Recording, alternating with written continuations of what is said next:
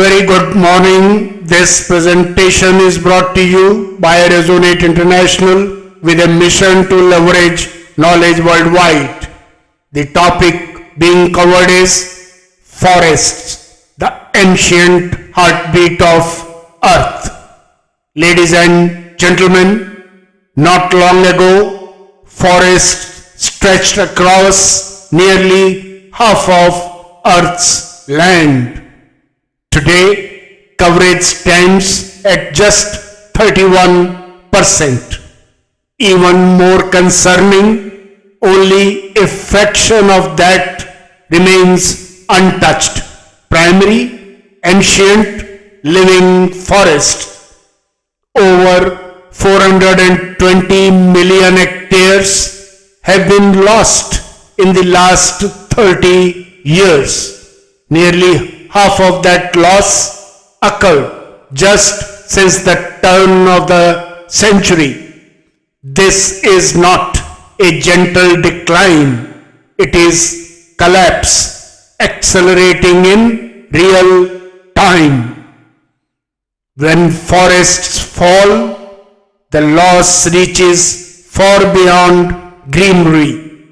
Forests store more carbon than the entire atmosphere. They release oxygen, regulate rainfall, shield watersheds, and hold the soil beneath the feet. The Amazon rainforest alone generates 20% of the planet's fresh water and shapes weather across continents. Remove too much and even global wind and rain patterns begin to lose their rhythm. Yet forests are not merely biological systems, they are intelligent networks. Beneath the surface lies a vast underground web, fungal threads linking trees, enabling communication, cooperation, and continuity. A mother tree identifies and nourishes her own saplings, sending nutrients through the mycorrhizal web. Trees under attack release chemical signals that warn others. A dying tree transfers its stored energy to younger ones before fading into the soil. This is life with memory, life with empathy, not survival in isolation, but a community of consciousness. And it is disappearing.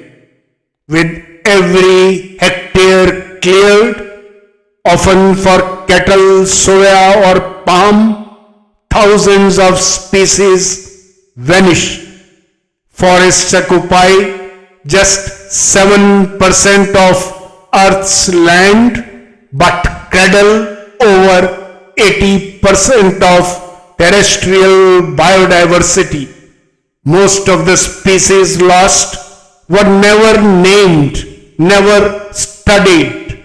Entire ecosystems dissolve without record.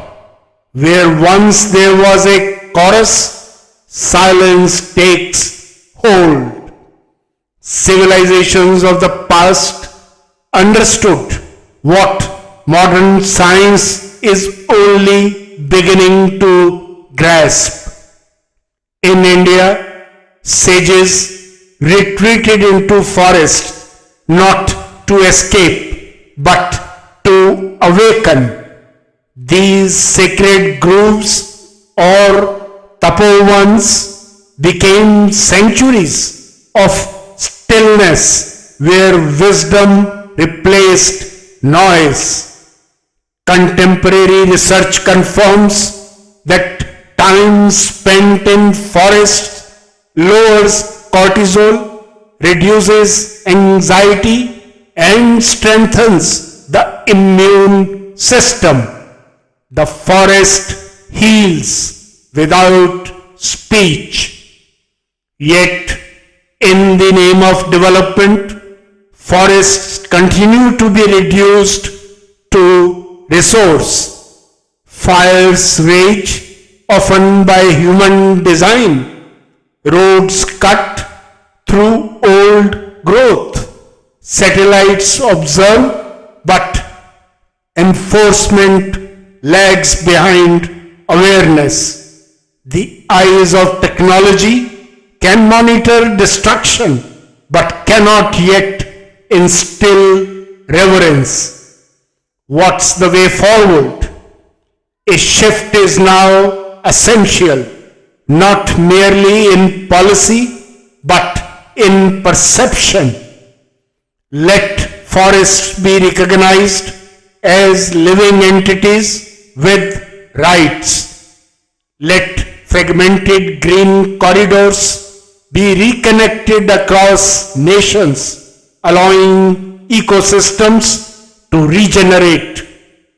Indigenous communities who protect over 1/3 of healthy forests globally offer models of coexistence anchored in belonging rather than control. Education systems may elevate understanding, teaching forest intelligence, not just forest function. The child who knows the forest as a teacher may grow into the adult who treats it as sacred. In conclusion, ladies and gentlemen, there is still time to listen. For in the rustle of leaves, the stillness of ancient trunks, and the mist curling through canopies, something deeper waits. Memory, balance, and a wisdom that precedes language. As the Bhagavad Gita gently reminds, the one who sees all beings in the self and the self in all beings never turns away from the truth.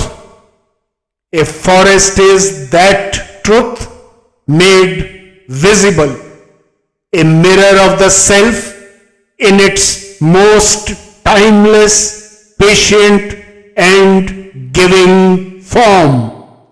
To preserve the forest is not merely an environmental act, it is a remembering, a return to alignment with the silent intelligence that shaped all life.